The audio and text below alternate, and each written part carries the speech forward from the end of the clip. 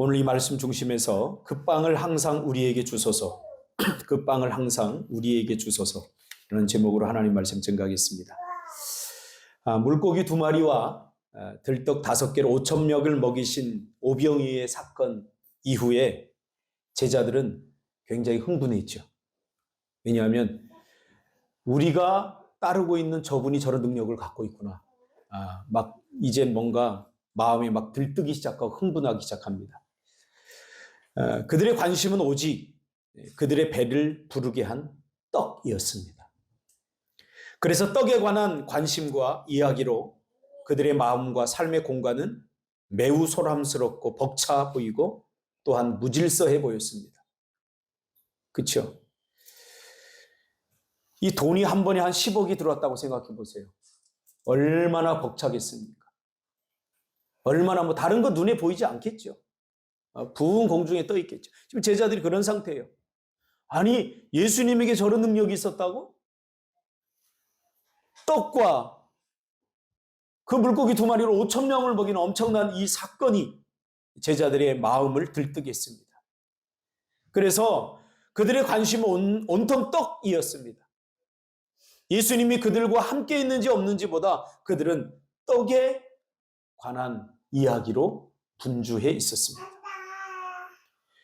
그리고는 배를 타고 바다 건너편으로 가게 되죠. 그러다가 풍랑이 일고 그리고 그 바다 위를 예수님이 걸어오시자 제자들이 무엇이라고 얘기했냐면 유령이다 라고 했지. 그러니까 제자들은 예수님도 알아보지 못한 거예요. 왜? 그들의 눈은, 그들의 마음은 이미 다른 것에 다 빼앗겨져 있어요. 그리고 예수님께서 뭐라고 그럽니까? 나다. 내니 두려워 말라. 그리고 배에 오르셨어요. 그러니까 이들은 예수님에 관심이 없어서 예수님이 배에 타고 있는지 안 타고 있는지도 몰랐어요. 원래 같이 가야 되거든요. 같이 가야 되는데 막 빵에 대한 그 감동과 그 기쁨들로 배를 탔어요. 그리고 갔어요. 한참 가다 보니까 예수님이 있는지 없는지도 모르는 거예요. 그러니까 예수님이 걸어오니까 유령이다 그러는 거예요. 이게 그냥 사건을 이야기하는 게 아니에요. 이미 제자들의 눈은 빵으로 눈이 멀어 있었어요. 그러니까 아무도 보이지 않는 거예요. 그러니까 유령으로 보이는 거죠. 예수님. 그리고 예수님이 배에 오르셨습니다. 그리고 건너편으로 건너가게 됩니다. 그리고 무리들이 예수님을 또 찾아 나섭니다. 그리고 바다 건너편에서 예수님을 만나게 되죠. 그리고 묻습니다. 선생님이요, 언제 여기로 오셨습니까? 라고 묻습니다.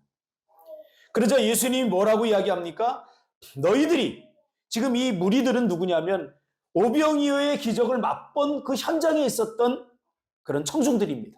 그 무리들입니다. 그들이 예수님을 또 찾아 나선 거죠. 아무리 찾아도 없어요. 그래서 배를 타고 배가 없어진 것을 알고 배를 타고 건너편으로 건너가서 비로소 예수님을 만나게 되죠. 그래서 예수님께 묻죠. 선생님 언제 여기로 오셨습니까? 그러자 예수님이 이렇게 이야기를 하죠. 너희가 나를 찾아온 이유는 기적을 보았기 때문이 아니라 빵을 실컷 먹었기 때문이다. 이렇게 이야기합니다. 그러면서 썩어 없어질 양식을 위해 일하지 말고 영원한 생명을 누릴 때까지 있는 양식을 위하여 일하라. 이것이 내가 너희에게 줄 양식이다. 그러면서 광야에서 이스라엘 백성들에게 만나를 준 그 스토리를 이야기합니다. 그거 지금 다 이야기하면 설교가 2시간도 더 되니까 이야기 안 하겠습니다. 그러자 34절에 뭐라고 그러냐면 그 하늘에서 내려오는 만나 이야기를 하니까 무리들이 뭐라고 그러냐면 오늘 본문 이야기를 하는 거예요. 주님, 그런 양식을 우리에게 항상 주십시오. 이렇게 얘기합니다. 항상 주십시오. 이 요청에 대해서 주님이 주신 답이 바로 성찬입니다. 성찬. 그러니까 빵 이야기를 합니다. 광야에서 하늘에서 빵이 내렸고, 그것을 먹었고 이스라엘 백성이 살았고 이 기적을 너희들아 경험했다. 그러니까 이 무리들이 뭐라고 그러면 어제만 주시지 말고 우리 이 빵을 매일 주십시오. 매일 항상 주십시오. 라고 요청을 합니다. 이 요청에 주님이 주신 답이 뭐냐면 성찬에 대한 이야기. 그래서 34절 이후에 보면 성찬에 대한 이야기가 나옵니다. 예수님 당시의 사람들에게 최고의 욕망이요, 삶의 우선순위는 바로 빵이었습니다. 양식이 없던 자들은 양식 외에 다른 것을 생각하지 않습니다. 이 빵은 사실 먹고 사는 생존의 문제라기보다는 욕망의 문제입니다. 사단이 아주 교묘하게 꼬아놨어요. 그래요. 생존의 문제로, 먹고 사는 문제로. 그렇죠? 하나님, 나 먹고 살아야 되잖아요. 뭐가 잘못입니까, 이게? 그래서 빵을 선택하고 빵을 갈망하는 게 뭐 잘못입니까? 라고 이야기를 합니다. 저도 그런 줄 알았어요. 근데 성경을 자세히 보니까 이것은 먹고 사는 생존의 문제가 아니라 인간의 강한 욕망의 문제입니다. 그리고 죄성에 관한 문제입니다. 사단은 욕망을 생존으로 교묘하게 포장해서 우리에게 접근을 합니다. 먹고 살겠다는데 누가 먹고 살기 위해서 기도 못 하겠다는 게 누가 뭐 이걸 다 위로받을 이야기 아닙니까? 먹고 살기 위해서 이렇게 바쁜데 하나님도 이해해 주시겠지. 다 먹고 살기 위한 건데 교묘하게 포장합니다. 그러나 과연 그럴까요? 그렇지 않다는 거예요. 예수님의 눈으로 이걸 바라보면 그렇지 않아요. 그래서 시편 78편에 애굽의 광야에서 일어났던 일을 시편 기자가 아주 시적인 감성으로 명확하게 이 문제가 생존의 문제, 먹고 사는 문제가 아니라는 것을 분명하게 이야기해 주고 있어요. 시편 78편에서 애굽에서 나온 이스라엘 백성들이 광야에서 죽음의 문턱에 섰을 때, 즉 먹을 것이 없어요. 광야에는 먹을 거 쌓아온 거 다 떨어졌어요. 도시락 다 떨어졌어요. 이젠 정말로 하늘에서 만나가 내리지 않으면 이들은 다 굶어 죽는 거예요. 그 죽음의 문턱에 섰을 때 그 다른 내용들을 소개하면서 그들에게 마실 물도 먹을 양식도 없이 광야 한복판에 내던져 있는 그들이 하나님께 기도하죠. 하나님, 우리가 애굽에 있을 때에는 이렇게 만난 것들을 많이 먹었는데 하나님 말씀을 따라 여기까지 지금 왔는데 우리 지금 다 굶어 죽게 생겼습니다. 우리에겐 마실 물도 없습니다. 그러면서 하나님께 불평 아닌 불평의 기도를 드리죠. 그때 하나님께서 하늘문을 여셔서 만나를 기적처럼 주십니다. 뭐 이해하고 아멘 하는 거예요? 그렇게 이 이야기는 일단락이 되는 것처럼 보여요. 왜? 먹을 것이 없다고 하니까 먹을 것을 주니까 끝난 거잖아요. 근데 여기서 끝나지 않아요. 시편 78편 기자는 이거를 분명하게 우리에게 이야기해주고 싶은 거예요. 생존에 대한 갈망이 해결되었는데도 이 이스라엘 백성들은 그 갈망이 충족되자 거기에 그 만나에 만족하지 못하고 만나가 아닌 다른 것을 원하면서 불평하고 원망합니다. 뭐라고 그래요?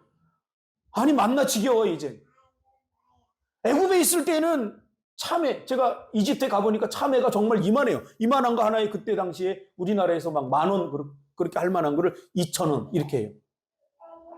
그러니까 이 이스라엘 백성들이 뭐라 그러냐면 겨우 만납니까? 우리가 애굽에 있을 때는 수박도 먹고 참외도 먹고 우리가 원하는 대로 마음껏 먹었는데 겨우 만납니까? 우리에게 애굽에서 먹었던 것 같은 그런 것들을 주세요. 이렇게 이야기합니다. 여러분 우리가 이래, 우리 안에 있는 욕망이 이래요. 죄성이 자아내는 있는 욕망이 하나님이 주신 것들에 절대 감사하지 못한다고. 여러분 생존을 위한 거라고요? 아니에요. 교묘하게 포장된 거예요. 여러분 지금까지 하나님 앞에 기도하고 하나님이 복을 주셔서 이만큼 살게 됐잖아요. 그런데도 우리는 감사하지 못하고 뭐예요? 애굽을 바라보면서 저들처럼 이렇게 하잖아요. 자꾸 비교하잖아요. 이게 무슨 문제냐 말이에요.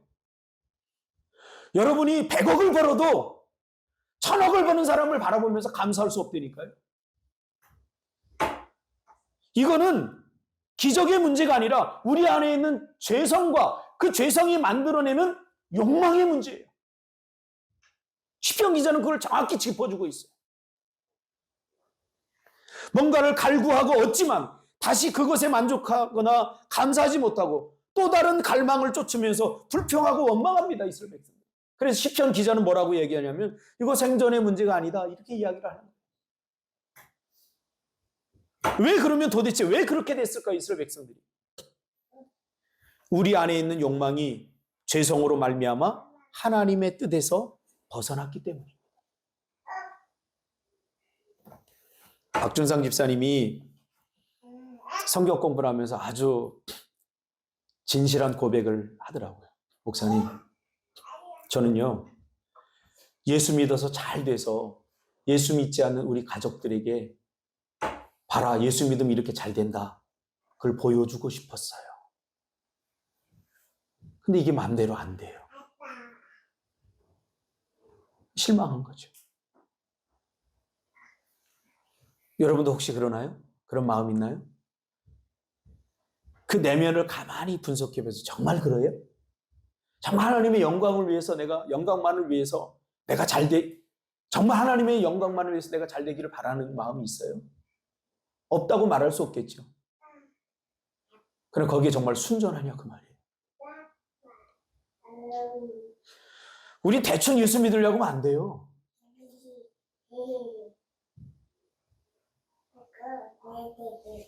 얼마나 그렇게 자기 자신을 속이면서 하나님을 이용하는 사람들이 많은지 몰라요. 기독교적 신앙은 그런 게 아니에요.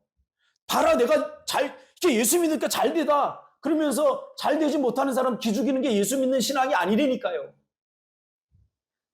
예수 믿는 진짜 신앙은 뭐냐면 예수 믿는데 죽도록 못 살아도 하나님이 주신 그 얼굴을, 그 기쁨을 잃어버리지 않는 게 진짜 신앙이에요. 근데 한국교회 목사들이 이상하게 복음을 변질시켜서 가짜 복음을 붙들고 사니까 톡톡 다 쓰러지는 거예요. 코로나19 때문에 쓰러졌다고요? 아니에요. 그들에게 믿음이 없었어요. 믿음이 있으면 어떻게 그렇게 하겠어요? 여러분, 천국의 열쇠라고 하는 책을 한번 읽어보세요.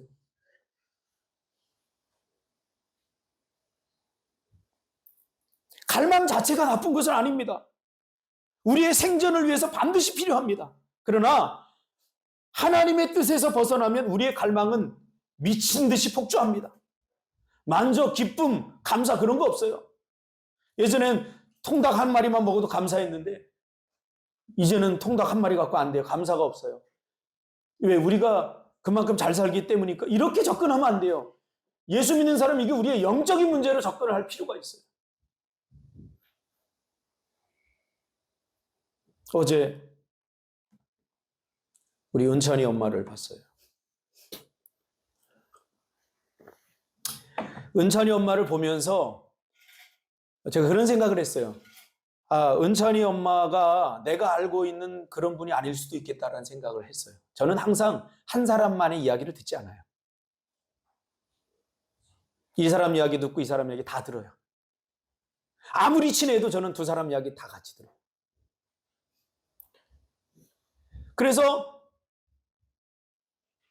우리 오성훈 집사님이 은찬이 어머니에 대해서 저한테 한 이야기를 듣고 어제 은찬이 엄마를 만나고 내가 오성훈 집사님이 이야기한 은찬이 엄마의 모습이 전부가 아닐 수도 있겠다 라는 생각을 제가 가졌어요. 어제 뭐라고 그러냐면 은찬이를 데리러 왔어요. 데리러 제가 인사했어요. 안녕하세요 어머니, 일본 잘 다녀오셨어요? 그랬더니 네 목사님, 아니 쟤네들을 데리고 어떻게 일주일을 보내는 거예요 도대체? 난 내 새끼인데도 막 패주고 싶고 막 감사해요 그러는데 그냥 내 안에 있던 모든 것들이 싹 이렇게 녹아내리더라고요. 어떤 분은 그런 분이 있어요. 목사님이 캠프 하면서 돈 많이 받아서 자기 먹는다 이렇게 얘기하는 사람이 있어요. 아마 참여해보면 알 거예요. 더 들어가면 더 들어갔지, 덜 들어가지. 물론 여러분들이 많이 내잖아요. 많이 내. 저 알아요.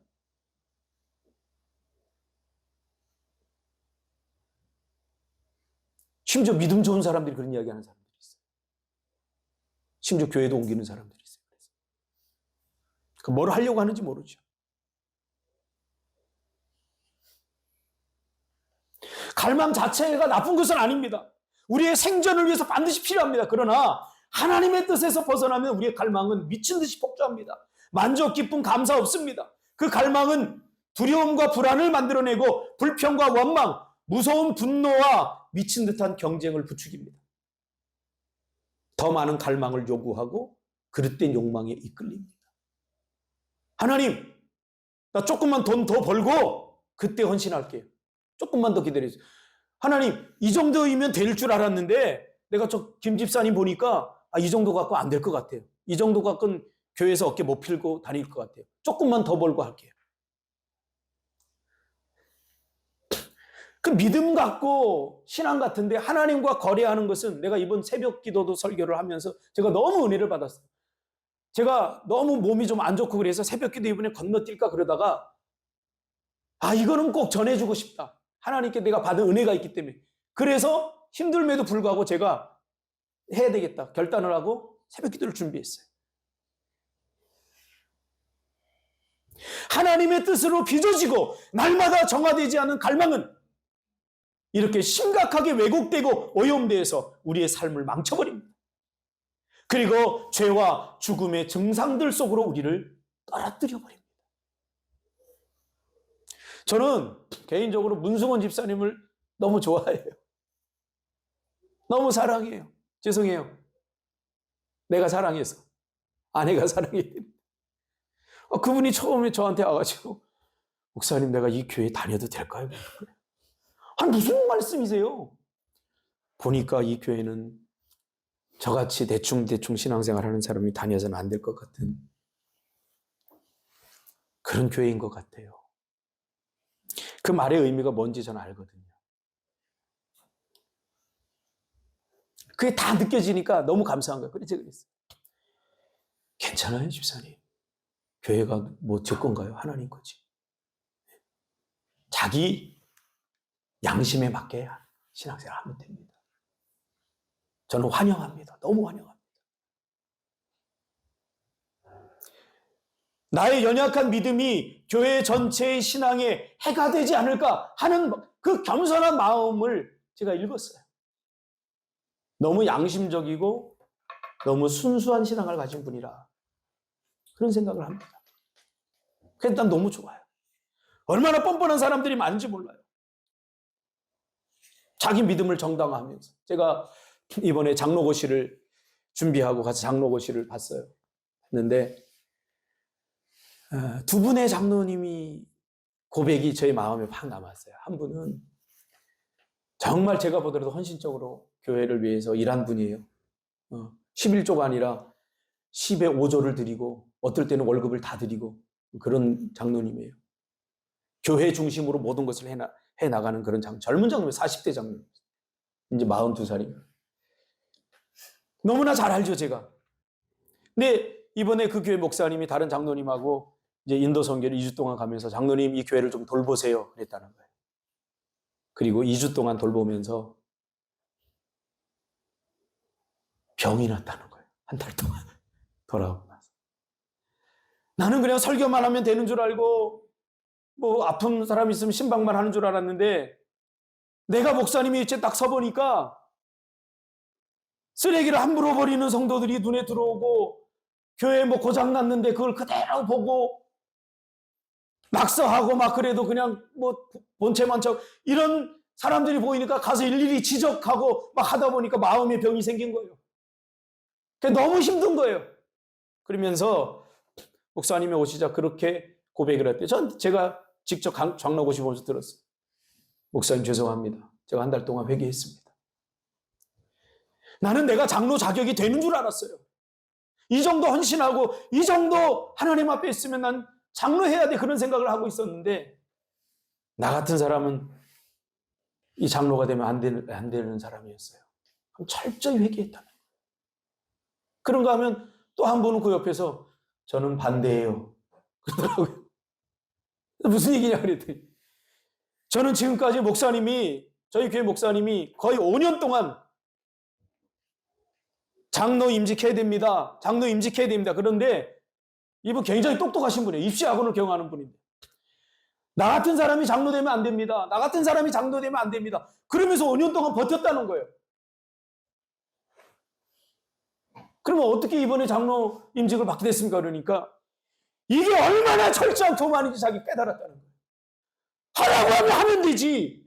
뭐 내가 나를 안다고 나는 뭐 자격이 있느니 없느니 그러면서 하나님 앞에 자기가 그 철없는 마음으로 하나님의 마음을 아프게 하고 목사님의 마음을 아프게 했는데 기도하다 보니까 하나님이 철저히 자신을 보게 했다는 거예요.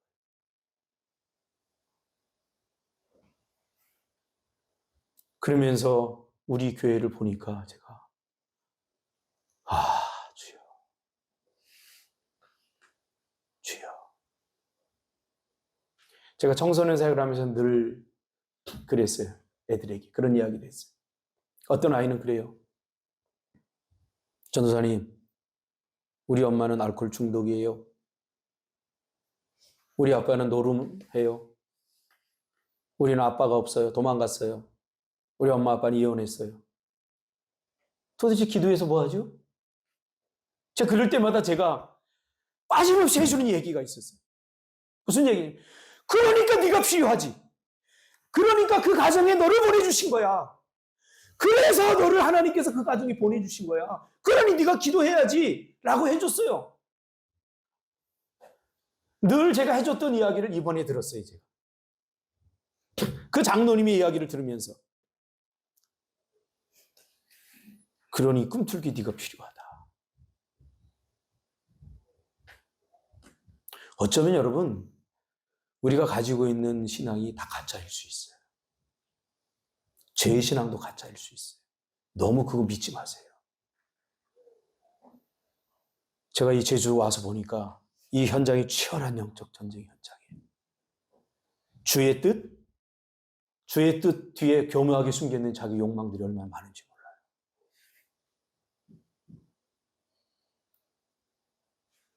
주의 뜻에 서보면 주의 뜻이 아닌 것들이 보여요. 주의 뜻에 서 있지 않는 사람들이 보여요.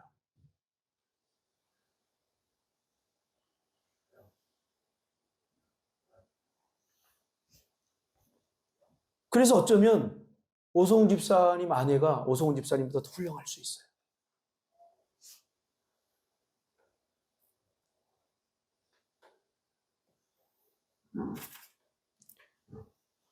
무엇이 문제이며 어디서부터 다시 시작해야 됩니까? 적어도 우리 양심적으로 우리 문성훈 집사님처럼 내 믿음이 전부야. 내가 오라. 하고 자기의 주장하지 말자는 얘기예요. 그건 하나님이 보실 때 그런 거죠. 죄송해요. 제가 원래는 청소년 스타일로 하다가 그걸 좀 죽였어요. 왜냐하면 청소년 스타일로 어른들을 설교하니까 다 시험 들더라고요. 근데 조금 하려고 그래요. 오늘. 청소년 부흥회 때는 제가 다 이야기하거든요. 찬양 들을 때 그따위로 박수 치면 얘 새끼들아.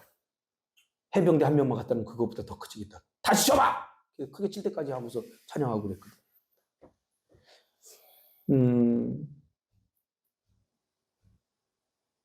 부활주일에 지역 우리 선생이 어디 간다고 이야기를 들었어요. 그러면 안 돼요. 부활주일이 무슨 의미인지 알아야 돼요. 그런데 저는 이해해요. 젊으니까 그럴 수 있어요. 젊으니까 그럴 수 있어요. 그리고 신앙은 성경을 통해서 내가 배워야 되는 거지 사람을 통해서 배우면 안 돼요. 아버지 신앙이 아무리 좋아도 엄마 신앙이 아무리 좋아도 인간이기 때문에 그거 보면 저렇게 해도 되는구나 그렇게 생각해요. 제가 저희 어머니 보고서 그걸 깨달았어요. 우리 어머니가 나한테는 이 쌍놈의 새끼하고 부지깽이 드는데 다른 집 새끼들한테는 어머 그랬니? 그러면 안 돼 이러더라고요. 난 그 위선을 봤거든요. 신앙은 하나님의 말씀 앞에서 내가 서서 내가 기도하면서 배워야 돼요. 주기도문에서 가르쳐주듯이 우리에게 필요한 양식은 일용할 양식입니다.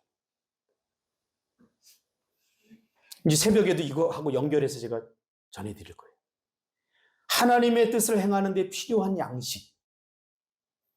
우리가 구해야 될 양식은 뭐냐면 우리가 먹고 배불러서 죄를 짓기 위해서 구하는 양식이 아니라 하나님의 뜻을 행하는 데 필요한 양식을 구하는 거예요.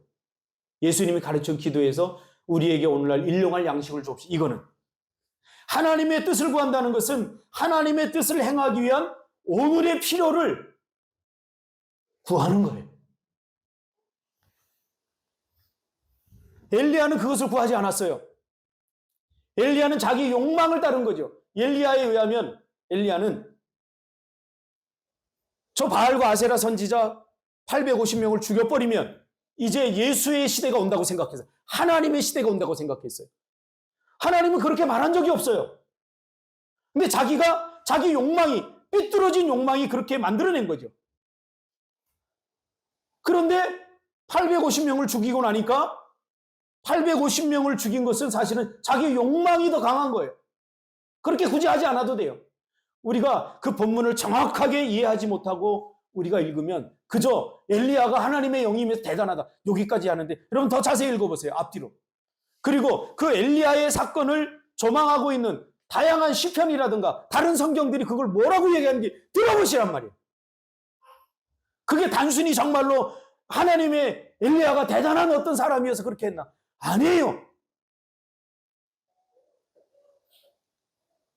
그리고 끝난 줄 알았는데 승리다, 이제 끝이다라고 했는데 이세벨이 야, 저놈 잡아와. 저놈을 자기가 죽인 그 선지자처럼 당장 죽여버릴 거야 하니까 자기 욕망대로 되지 않으니까 실망하고 광야 한복판에 로뎀 나무 밑에 들어가서 하나님 죽여주세요 그런 거죠. 자기 욕망이 결과예요.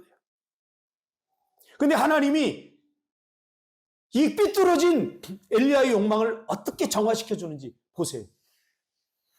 일용할 양식을 주죠. 그렇죠? 성경을 처음 읽는 사람 같으네요. 주기도문에서 말하는 나에게 일용할 양식을 주시는 그 일용할 양식을 주시죠. 그걸 어떻게 알아요? 먹이고 재우고 먹이고 재우고 해서 열왕기상 그 나레이트가 뭐라고 그래요? 광야를 걸을 길을 주셨다. 그래서 호렙산까지 도달할 수 있는 힘을 주셨다고 그러잖아요. 무엇을 통해서? 일용할 양식을. 이제야 비로소 엘리야가 하나님의 길에 선 거예요. 하나님의 뜻에 서게 된 거예요. 아하, 우리가 가지고 있는 것. 여러분, 이단들이 왜 이단이냐면 이단들이 이렇게 그릇된 욕망에 붙들리면 이단이 되는 거예요. 뭐 하나님께서 원펀치 쓰리 강냉이로 뭐 이 세계에 뭐 하면 한 번에 다 될 것 같아요. 절대 한 번에 되지 않아요. 그렇다면 하나님이 왜 예수님을 보내주셨겠어요? 우리의 철저한 희생과 더디더라도 보이지 않는 그 발걸음을 떼는 이 작지만 아무도 알아주지 않지만 아까 제가 이야기했듯이 의자 밑 그 누가 본다고 거기를 그렇게 성실하게 해요. 누가 본다고. 그렇지만 하나님이 주신 성실함으로 그거에 최선을 다하면서 내가 한 땀 한 땀 하나님 앞에 헌신해 나갈 때 그런 삶을 하나님께서 만들어 주시는 거예요. 내가 만드는 게 아니에요. 괜히 여러분 내가 뭐 인생의 주인이고 교회의 중심인 것처럼 의미 없어요. 야, 이 꿈 들기에 박 목사가 없어도 돼요. 없어도 돼요. 다 하나님이 하셔요. 걱정하지 마요. 지금까지 그랬어요. 이 교회가. 이 교회가 아슬아슬하고 안 되는 것 같고 지금도 성도님들이 많이 안 보여서 여러분 아슬아슬하죠. 걱정하지 말고 여러분이나 걱정하세요.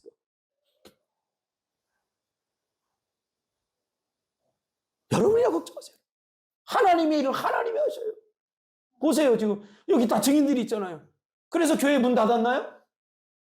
아니에요. 하나님이 더 알짜들을 보내주셔요. 더 알맹이들 보내주셔요. 제가 어릴 적에 저희 할머니가 항상 퀴즈를 할 때 저를 불러서 형섭아, 네. 아니 제 이름이 두 개거든요. 원래는 형섭이는 가짜 이름이에요. 제 진짜 이름을 불러요. 근데 또 가르쳐달라고 그럴까 안 가르쳐줄 거예요.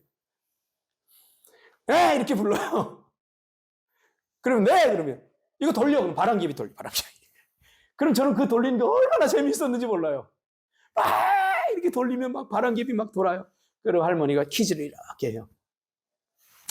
그럼 알맹이는 거기 남고 쭉정이는 다 날아가 버려요. 다 날아가 버려요. 근데 교회에서는 때로는 쭉정이가 알맹이처럼 보여요. 영의 눈을 뜨고 보세요. 찌꺼기 같았던 사람들이 알맹이에요. 하나님의 나라가 그렇다고 예수님이 가르쳐 주잖아요. 그러므로 이 성찬식은 그릇된 욕망에 사로잡혀 있던 우리, 옛 자아를 통해서 만들어진 그릇된 욕망을 만들어졌던 우리의 삶을 다시 하나님의 뜻으로 씻기고 다시 만드는 그런 과정이 바로 성찬이에요.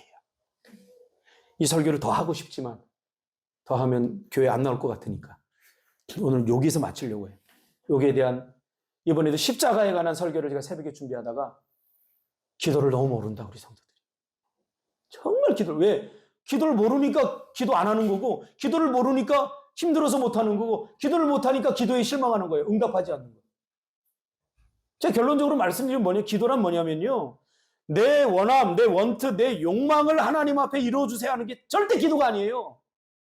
그 욕망을 들고 하나님 앞에 나와서 이것이 정말 하나님의 뜻입니까? 라고 묻는 시간이에요, 기도 시간은. 하나님, 내 아내가 변화되어야 될 것 같은데 정말 아내가 변화되는 거 맞습니까? 이렇게 하는 게 맞습니까? 라고 묻는, 내 욕망을 하나님의 말씀의 뜻에 비추어서 제대로 바로잡는 시간이 기도 시간이에요. 그럼 하나님이 그럴 거예요. 네가 문제다 그럴 거예요. 네 아내가 문제가 네가 문제다 그럴 거예요. 그래서 그릇된 욕망, 다른 사람 탓하고 다른 사람 핑계대고 자기는 괜찮은 것처럼 그릇된 욕망, 일그러진 욕망에 자기 의로 가득 찼던 내가 하나님의 뜻에 비춰보니까 이거 아무것도 아니네. 이게 내가 더 나쁜 놈이고 내가 멍청한 놈이네. 내가 문제네. 하는 것을 깨닫고 하나님 잘못했습니다. 용서해 주세요. 하는 게 기도라니까요. 밤낮 하나님 이거 들어주세요. 저거 들어주세요. 자기 욕망만 다 꺼내놓고 이야기하다가 하나님 들어주지 않으니까 괜히 하나님은 왜 침묵하세요? 하나님 왜 기도 안 들어주세요? 이게 무슨 기독교냐고요. 성경에 그런 이야기 써 있어요? 너무 안타까워요, 저는. 그렇게 기도하니까 상처받는 거예요. 생각해보세요. 여러분이 원하는 욕망대로 다 들어줘봐요. 다 될 것 같죠? 문제 없을 것 같죠? 더 커져요, 문제. 저 시온이에게 지금 칼 이만한 거 하나 달라고 하는데 시온이한테 줬어요. 너무 원해, 막 몸부림쳐. 그래서 태안이는 줄 수도 있어요, 쟤는. 멍청하니까. 줬다고 생각해봐요. 그걸로 아마 큰일 벌일 거예요. 그렇다니까요. 그럼 정말 돈이 필요합니까? 그럼 하나님의 뜻에 서보세요.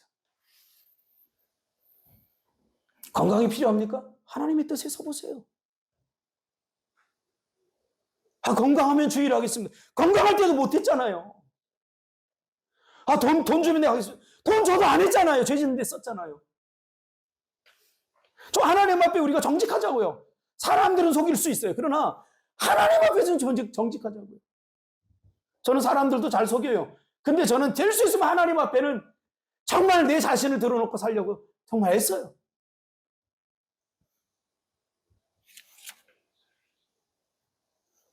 오늘 우리가 이 떡을 먹으면서 이 포도주를 마시면서 우리의 그릇된 욕망들이, 옛 자아에서 나오는 이 욕망들이 십자가에서 이미 죽어졌음을 기억하시길 바랍니다. 그리고 하나님의 뜻에 서겠습니다. 결단하고 하나님의 뜻과 내 욕망이 연합과 일치를 이루어 옛 자아가 더 이상 그릇되고 삐뚤어진 욕망으로 나를 죽음 가운데 몰아넣지 못하도록 다시 새로워지는 복되고 귀한 저와 여러분이 되었으면 좋겠습니다. 기도하겠습니다. 거룩하신 아버지 하나님 감사합니다.